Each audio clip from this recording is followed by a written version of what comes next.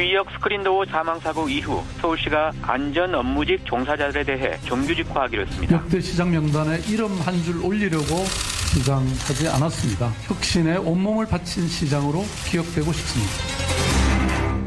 네, 오늘 1부 첫 인터뷰는 오랜만에 박원순 서울시장을 좀 연결해보려고 합니다. 사실 얼마 전에 이재명 성남시장 출연했을 때요, 박원순 시장 언급을 해서 그때부터 박원순 시장님 빨리 초대해달라 청취자들 요청이 많았었는데 이분이 굉장히 바빴습니다. 문 대통령의 아세안 특사로 외국 다녀오고 또 유라시아 도시 탐방도 마치고 왔습니다. 취임 6주년 맞은 박원순 서울시장 연결을 해보죠. 시장님 안녕하세요. 네, 안녕하십니까. 반갑습니다. 반갑습니다. 저는 대통령 특사로 시장이 가는 경우는 처음 본 것 같아요. 예, 뭐 제가 가장 적절한 사람이었죠.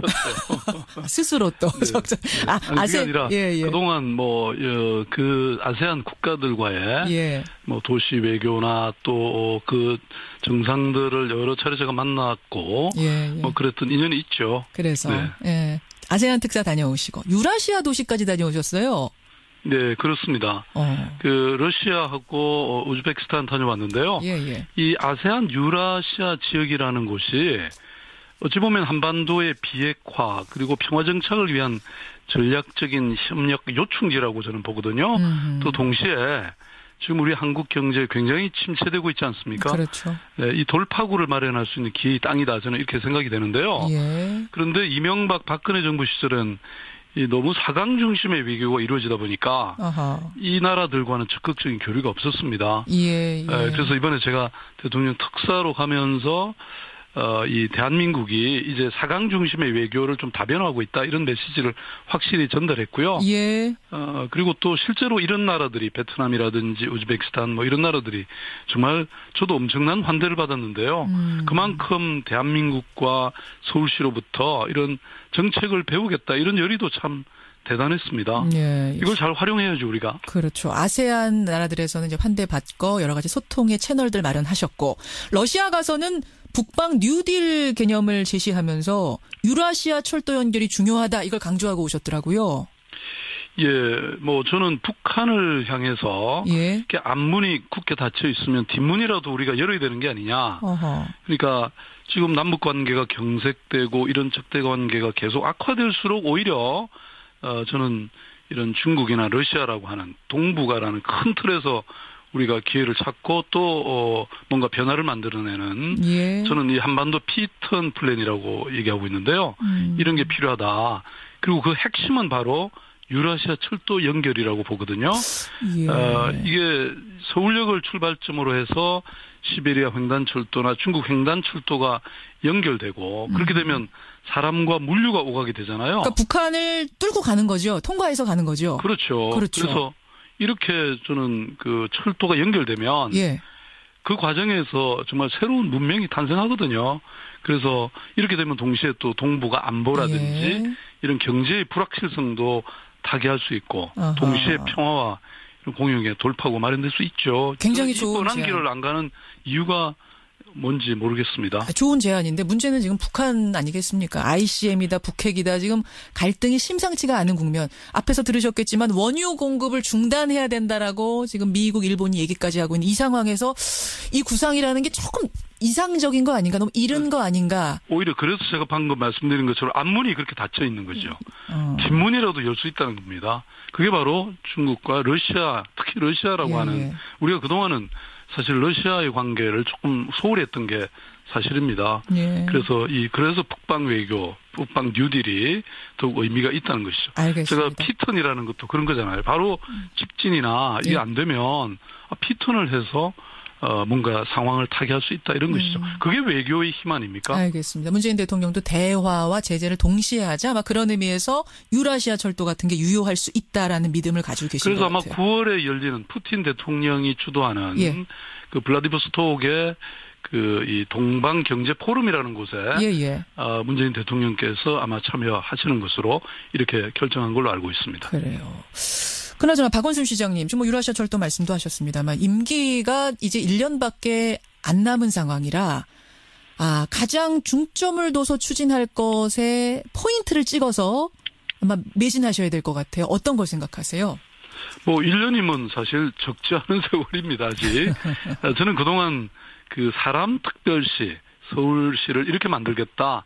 이렇게 쭉 말씀해왔기 때문에 앞으로도 저는 그쪽에 집중할 생각인데요. 그것은 도시의 중심축이 이제 성장과 개발이라는 곳에서 사람 중심으로 이동한 그런 전환기였다 저는 이렇게 보거든요. 그래서 크게 말씀드리면 뭐 우리가 그동안 이 어떤 근본적인 변화가 이 하루아침에 완전히 쓸어내고 다시 짓는 이런 뉴타운이나 재개발 대신에 저는 사람이 이렇게 쫓겨나는 일 없이 함께 살아갈 수 있는 그런 도시 재생이나 마을 공동체로 바꿨고요. 그다음에 그동안 20조에 이르던 채무는 12조대로 줄여가지고 그걸 복지로 2배를 늘렸거든요. 그래가지고 공공임대주택을 지금 거의 용산의 가구 수가 26만 명인데 26만 세대가 만들어졌습니다. 국공립 임대주택이. 그다음에 국공립 어린이집도 지금 1000개가 더 돌파가 됐고요. 이렇게 저는 시민의 어떤 삶의 질을 구체적으로 변화시키는 일을 해왔는데 뭐 그걸 제대로 해서 완성해야 되겠죠. 사람 중심의 도시. 아마 지금 비정규직의 정규직 전환, 서울시 유관기관들 그것도 아마 그 선상에서 지금 정책을 발표하신 게 아닌가 싶은데요. 근데 시장님, 지금 1년이 짧지 않다 그러셨잖아요. 네네. 근데 사람 중심으로 정말 제대로 된 도시 완성하려면 제가 볼 땐 짧아요. 제가 무슨 질문하려고 하는지 아마 아실 거예요. 요즘 뭐 질문 하도 많이 받아봐가지고요. 요즘 어디 가나 제일 많이 들으시는 질문. 서울시장 3선 도전하십니까? 글쎄 말입니다. 그래서 저는 지금까지 진짜 뭐가 되겠다고 이렇게 하기보다는 무엇을 할 것인가 뭐 그 사명에 대해서 늘 고민하는 그런 삶을 살아왔습니다. 그래서 지금 뭐 삼선이냐 아니냐 이런 뭐 단순한 프레임을 넘어가지고 이 지금 큰 시대의 전환기잖아요. 여기서 제가 무엇을 하는 것이 적절한가. 그래서 뭐 주변의 시민들이나 또 많은 분들의 얘기를 듣고 있고요. 제가 결정하는 대로 곧바로 말씀드리겠습니다. 언제쯤 결정할 생각이세요? 그건 뭐 시간은 곧바로도 될 수 있고, 제가 바로 말씀드리겠습니다. 곧바로도 될 수 있다. 그럼 안 할 수도 있는 거고요. 그 선택지에는 삼선 도전이 아닌 다른 길을 갈 수도 있는 거고요. 꼭 그렇게 물으세요. 조금만 기다리시면 제가 말씀드리겠습니다. 곧바로 결정할 생각이시다. 뭐 시민들의 말을 바탕으로 해서 결정하시겠습니다만 이제 이런 얘기는 있습니다. 지난 대선에서 당내 기반의 중요성을 누구보다 절감했던 분이 박원순 시장이시기 때문에 시장보다는 재보선에 출마해서 국회의원으로 어떤 활동 영역을 좀 넓혀볼 수 있지 않겠느냐 이런 조언들도 주변에서 받으신다면서요. 저는 기본적으로 어떤 정치공학적인 그런 접근보다는 정말 이 시대의 그 비전이 무엇인가 어떻게 해야 우리 국민들의 정말 먹고 사는 문제 그다음에 이 불평등과 불공정의 사회를 제대로 바꿔낼 수 있는가 뭐 이런 게 저는 훨씬 중요하다고 생각하고요. 그런 일을 하는 것이 저는 뭐 서울시장으로서의 이걸 계속 할지 아니면 또 다른 차원에서 뭐 그런 길을 열지 뭐 그런 고민은 하고 있는데요.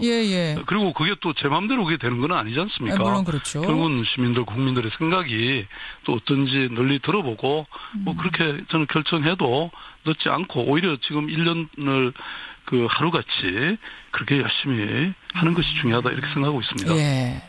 뭐 아직 결정 안 내리신 상태이기 때문에 뭐라고 똑 부러지게 말씀은 못 하실 것 같습니다만 얼마 전에 이재명 시장이 저희 뉴스쇼 출연한 인터뷰 혹시 들으셨어요? 네, 나중에 뭐 그런 얘기 했다고 들었어요. 인터뷰 들으셨죠? 박원순 시장님이 서울시장에 다시 도전하신다면 경쟁할 생각은 없다. 이런 얘기를 분명히 하셨습니다. 이재명 시장님이 지금 뉴스쇼 듣고 계실 거예요. 뭔가 답가랄까요? 한 말씀 하신다면? 저는 뭐 피선거권이 있는 사람은 누구나 출마하고 경쟁할 수 있는 거 아닙니까? 뭐 그걸 누가 하라 말라 그럴 수는 없는데요. 이재명 시장은 뭐 저와 친분도 깊고 또 현명한 사람이니까 뭐 알아서 스스로 잘 판단할 거라고 생각합니다. 이게 무슨 말씀이지? 스스로 알아서. 그러니까 지금. 아니, 그걸 제가 그러면 하라. 하라 마라가 아니라. 하지 말라. 그렇게 어떻게 말합니까? 그 얘기는 내가 3선 도전하면 양보하겠다라고 했는데 굳이 그렇게 할 필요도 없으시다 이런 말씀으로 들어도 되는 건가요? 아니, 언제 그런 얘기가 있었습니까? 아니, 그러니까 3선 도전을 박 시장님이 하시면 이재명 시장은 도전 안 하시겠다 지금 이런 말씀. 그런 얘기 하셔서. 그게 그런 얘기가 있었나요? 그렇게 얘기했습니다. 네. 아니, 뭐, 제가 만약에 한다고 하면. 뭐, 고마운 일이긴 한데. 뭐, 저는 사실, 이번 아마 선거는, 이번 서울시장 선거는 뭐, 여러 가지 치열한 경쟁이 있을 거라고 저는 생각하고 있습니다. 그리고 또 그런 거를 마다할 수는 없지 않겠습니까? 특히 이 1000만 도시의 운명을 이렇게 맡을 수밖에 없는 그런 서울시장이라고 하는 직책에 경쟁 없이 사실 당선될 수 있다고 하는 저는 그런 생각은 가지고 있지 않습니다.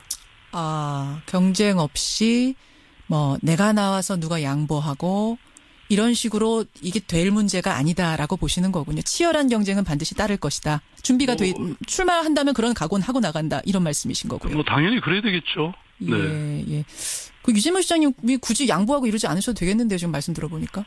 네, 저는 스스로 양보해주면 고마운 일이지만 지금 이미 제가 알기로는 서울시장 선거에 많은 사람이 준비하고 있다고 듣고 있거든요. 그러니까 그런 거는 좋은 일이죠. 저는 서울시장이라는 이 선거를 통해서 시민들에게 각자의 좋은 비전을 제시하고 그 판단을 받는 것이 민주주의에서 가장 중요한 과정이고 또 계기이지 않겠습니까? 알겠습니다. 저도 그런 판단을 만약에 출마한다고 하면 당연히 받아야죠. 알겠습니다.